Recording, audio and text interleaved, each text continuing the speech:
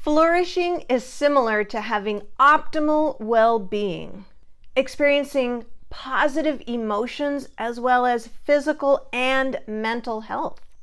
All of that starts with the foundations of cultivating the environment where we can begin to practice introspection so that we can then emerge as our true selves and discover what our core values are, our purpose, our mission, our strengths, and we can then begin to use those things as a compass and set worthy goals. And the pursuit of those worthy goals is what's going to help us to lead a meaningful, purpose-driven, passion-filled life, flourishing.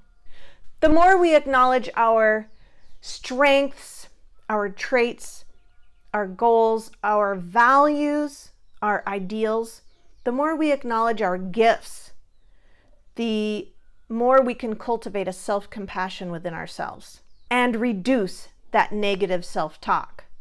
When we are living in, this is scientifically proven, it's neuroscience in positive intelligence, if we can maintain 75% or more of positive self-talk in positive emotional state, and that requires that self-command, the ability to command our thoughts, our mind, to move away from the negativity, away from the cortisol-inducing thoughts and mind activity, away from all of that and right into the present moment and into the true self that we really are. And in the prior videos, Cultivate and Emerge, I'll drop the links to those below. They came before this one and it's all building one on another. So go back and watch Cultivate, watch Emerge, and then come back to this one,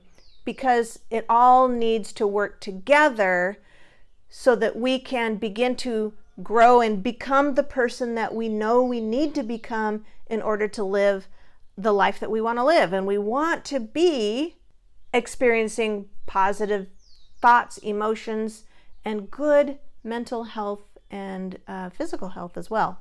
When we understand what really matters to us, sometimes we think we know what matters to us, but it's only through deep introspection.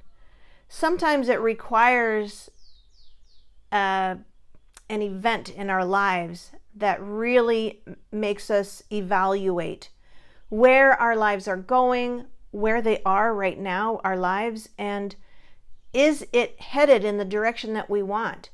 In the spirit of starting with the end in mind, if we think about the end of life and we look back at each decision that we have in the moment, can we think to ourselves, is what I'm about to do in alignment with how I want my life to turn out, how I want to look back and view my life at the end of life?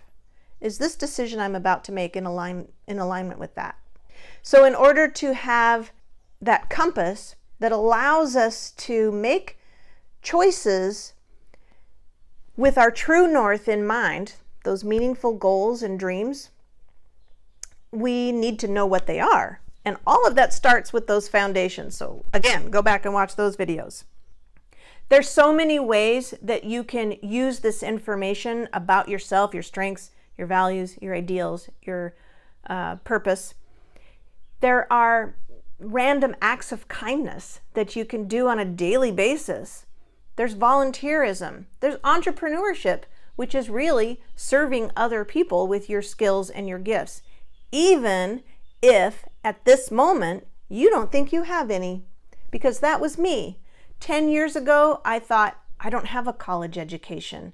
I've been a stay-at-home mom, dabbling in entrepreneurship along the way in ways that I could still be with my kids. And all of that was fine. But when all of that ended, when that scripted story of my life, grow up, get married, have kids, be a mom, that all ended. And then I'm looking at the next chapter, and the story, the chapter is blank. And I didn't know how I was going to end this story. But the cool thing is, it's blank. I get to write that story. But man, there was a lot of foundational work that had to happen first. So I want that for you. I want to shorten that learning curve for you so that you can start writing that next chapter quickly and writing it in the best way possible that's going to lead you to flourishing.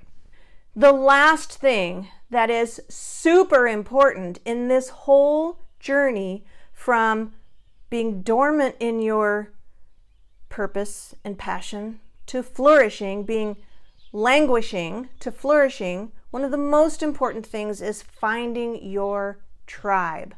You need a group of people around you that you can call on to support you when you are languishing in the negative self-talk, or you can't see where your strengths are coming through. We all go through these moments. And sometimes the people that are closest to us, our family, our loved ones, if you're trying to make a change, they want to hold you safe. They're afraid for you because it looks a lot like a midlife crisis, perhaps. And they just want you to come back to reality when really you're trying to make a positive change for your life. Don't let that, they love you and it's all in love, but it kind of brings us down. You need a tribe of people who are doing what you're doing, who are working toward their ideal goals, their worthy and meaningful goals in their life. And they understand the struggles that we're going through as we're trying to do it. That's what you need to find. And I've created a membership of midlife women who are in this space. We're trying to build our lives based on the dreams that we have, the goals and dreams, based on that internal compass that is pointing us in the direction of the life that we want to be able to look back on and say we are proud of the curiosity that we followed, proud of the things that we built, of the legacy that we've left. So, if you're interested in being a part of a group like that and having a powerhouse group of women to lift you up, because a rising tide really does lift all boats.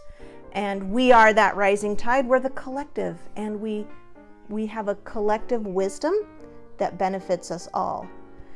It's called The Collective, and I'll drop a link to that below. I'll also drop the links to the first 2 videos in this series, Cultivate and Emerge, and then in this video, it's Flourish. And I'd love to see you inside the community.